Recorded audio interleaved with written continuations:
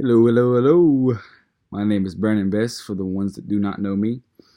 This is a kind of a little insight of what's been going on. So I'm in the middle of launching a project that the Lord has sent down for me, and it's something that I've been pushing towards for about 8 to 9 months. June 22nd at 3:23 p.m. 2016. That's when I officially gave my life to the Lord out of my will, because I've always been His. I just been too stubborn enough to actually grab that concept and run with it. So from then to all the way now, it's been a long but great journey, because living my life all the way up until June 22nd, 3:23 p.m., I lived in chains. I lived in false hope. I lived with false happiness. I lived with, just the happiness that I thought was that. And that was only what it was. But with, give my life to the Lord and fully pursuing what He wants me to do, and fully, picking up the phone when He answers, or when He calls, but it's not something that you got to pay for it to happen. It's not something that you have to YouTube to seek Him a different way. It's simply just you look into the mirror and say, Lord, I want you, I want you to work in my life. I want you to put me somewhere where you think I need to be at, so that's been consistent prayer all the way from then all the way to now.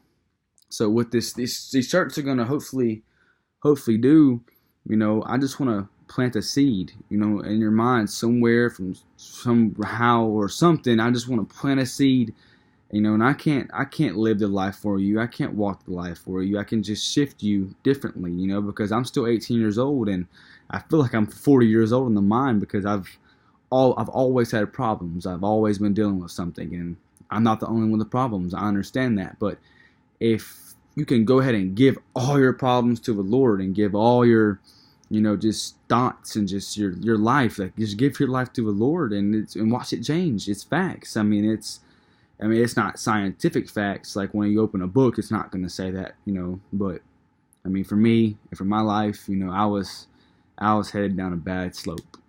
So the people that knew me, I was just full of anger, and I was fired up, ready to go at any point in time. I was so wrapped around the dude downstairs, and I don't even like to say his name because he don't even deserve a name.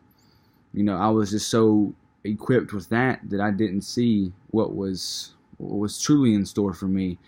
And I'm just, every day now, when I wake up, I know that there's something I have to do. If my 24 hours, it's consumed very wisely. And I'm not saying I'm perfect. You got saved sinners and you got unsaved sinners, and there's no way around that. And you got death and you got judgment day. You're going to face both of those. You're going to die.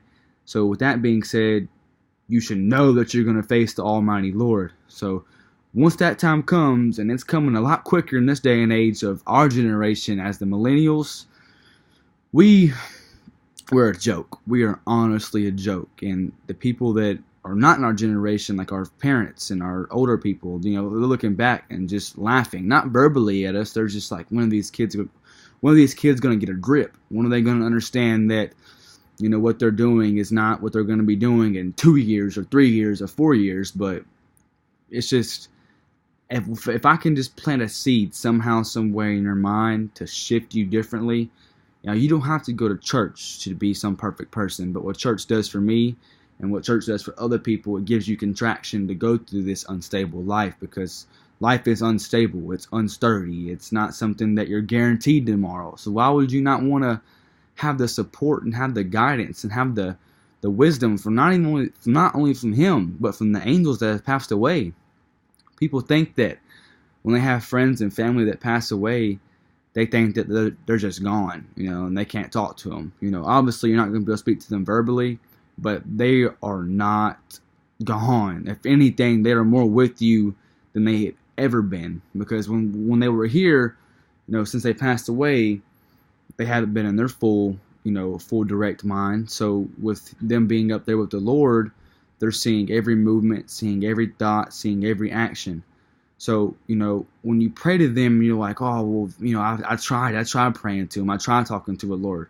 You try for 5 minutes. What do you expect to get out of 5 minutes? You go to the gym, you work out for 5 hours and you just get jacked? No. So what makes you think that within 5 hours you're just gonna be so uplifted with the Lord and you just got your ticket into heaven? It does not work like that. It takes time, it takes perseverance, and it takes days and days and days of continuously just talking to Him and seeking Him and asking for Him, not just saying, Lord, can you make this go away in my life? He will do that, and He's very capable of doing that, but it takes you to play your part and to do what's necessary when the time comes, because the Lord, once you do see Him, once He does show Himself to you, it'll be so big to us, but to Him that's little, because we've been living our life.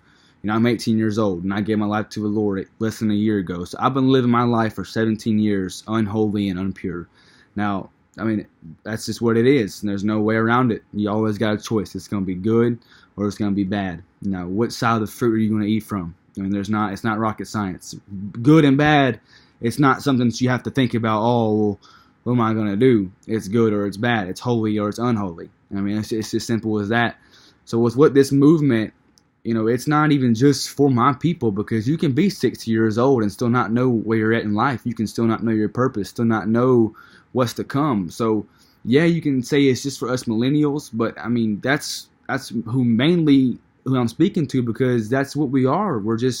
We don't care. We're just not responsible. We just do not care. That sums up everything of us. We just do not care. So if I can just, like I said, plant a seed, and then we just take it from there. I feel like, and then I'm not going to change your life, but once you get that seed in you and you're going to church and you're seeking the Lord, then He'll take it from there. And then you'll be capable enough to be able to help somebody else in time of need. And it's just a cause and effect. It's just going to continue to happen as long as we continually let it happen, it'll happen. But, the Lord, He's already defeated the devil. That's already happened, but it's just us to figure out how we're going to defeat the devil. So that's why I'm going to end. It's time for change. It's time to get a drip. And if this right here is what it can be, then let's do it. I don't believe one man can change this world, but one strong movement with the Almighty Lord, it can happen.